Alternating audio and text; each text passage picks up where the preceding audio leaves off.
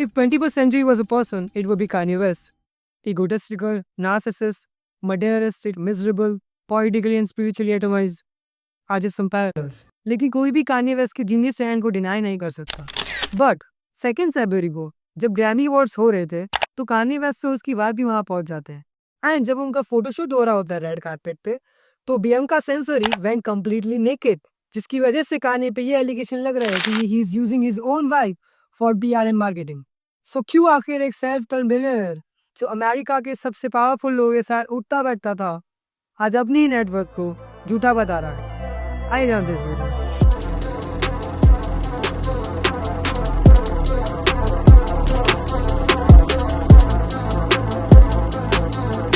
What I don't like about it's not that I don't like what I need. सो जब paparazzi इन्हें photoshoot के लिए पूछते हैं तो कान्ये वेस्ट बियंका को कुछ कहता है एंड बियंका नोट करके रिप्लाई करती है. बियंका ने ब्लैक लॉन्ग फर कोट पहना होता है और जैसे वो पोस्ट करने जाते हैं तो बियंका स्ट्रिप कर देती है. एंड उसके तुरंत बाद कुछ लोगों का यही मानना है कि उन्हें निकाल दिया गया जाता है ग्रैमीज से. बट देन फिर कंफर्मेशन आता है कि दे वर इनवाइटेड इन ग्रैमीज बट उन्होंने अटेंड नहीं किया था वो अवार्ड.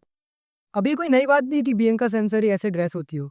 जब से उनकी शादी हुई तब से कान्ये वेस्ट उसको ऐसे ही ड्रेस करता है to show his dominance. Julia Fox जिसे कान्ये बियंका के पहले डेट करता था उसने अपने इंटरव्यू में कहा कि वो क्या पहनेगी वो सब कान्ये डिसाइड करता था. एंड उसने ये भी कहा कि Kanye is very obsessed with fashion.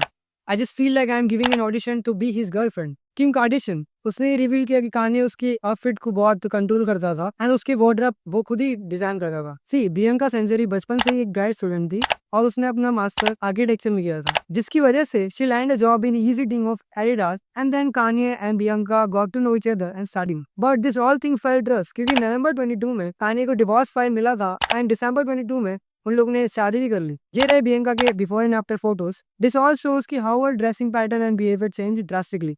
The way Kanye treating her is very abusive and disrespectful. And maybe who knows, there is a contract between them. इसको बताने के लिए let us know something about Kanye's past. Tragic loss of all. George Bush doesn't care about black people. Please call. So Kanye जब successful wrapper बन चुका था late 2000 में तो जो उसके विचार थे वो बहुत ही लिबरल और डेमोक्रेटिक आइडियोलॉजी वाले थे. गानों में फाउल लैंग्वेज यूज करना, न्यूडिटी दिखाना और कंट्रोवर्सीज करना, ये सब. फास्ट फॉरवर्ड टू 2018 कानी डिसाइड करता है कि वो अब ये सब बंद कर देगा बिकॉज ऑफ अ डॉटर जिसको वो एक अच्छी पेरेंटिंग देना चाहता है और वो अब 4 साल की हो गई है.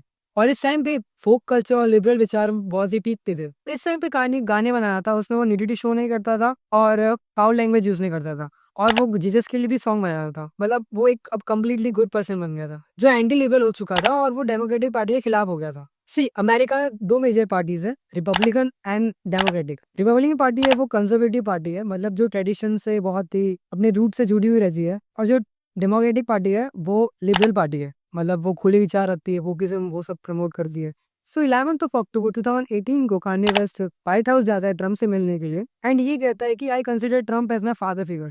एंड उसके बाद जो बवाल हुआ एंड अभी दिन से media, late night shows, celebrities सब उसे ट्रोल करने लगे. एंड कुछ आर्टिकल में ये भी लिखा गया कि वो मेंटल इलनेस का शिकार है जिसकी वजह से ये 1 साल फेम से दूर रहा. And when he came back in 2019 तो ये क्रिश्चियनिटी को बहुत ही प्रेस करने लगा एंड कहा कि how woke culture and pro Democrats are controlling the media. Democrats had us voting Democrats for food stamps for years, bro.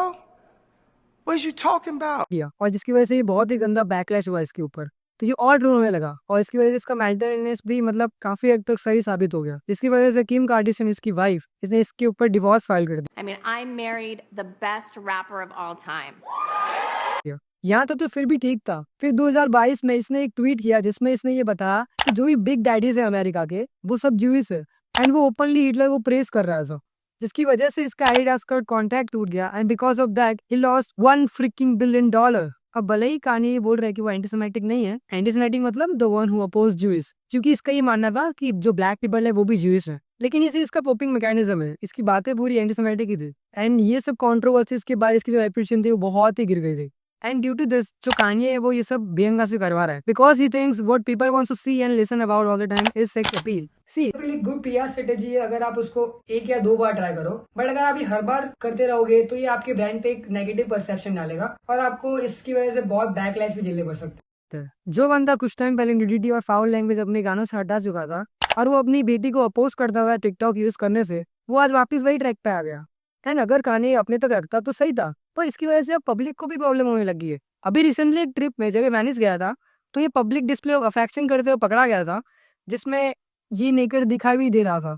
And वहाँ पे बहुत सारी फैमिलीज थी जो ये कंप्लीटली देख सकती थी, एंड वो अनकंफर्टेबली फील कर रही थी, जिसकी वजह से इसके अगेंस्ट स्ट्रिक्ट एक्शन लिया गया एंड इसको ऐसी कोई ट्रिप करने से भी मना कर दिया। तो ये वीडियो बनाने का मेरा एक ही रीजन था, ये बताने के लिए कि if you want to be yourself, never show it on digital media, because अगर तुमने कुछ भी ऐसा गलत बोल दिया जो सोसाइटी के नॉर्म्स के खिलाफ है, और भले वो फिर वो कुछ भी हो, तो वो हमेशा अवेलेबल रहेगा डिजिटल मीडिया पे, एंड फिर भले तुम कितना भी सही कर लो, वो हटने नहीं वाला और तुम्हारी इमेज फिर वैसी ही रहेगी। सो या इसका ध्यान रखना। एंड जाने से पहले I just want to say that as of today I am officially joining the I miss the old Kanye moments. Bye bye.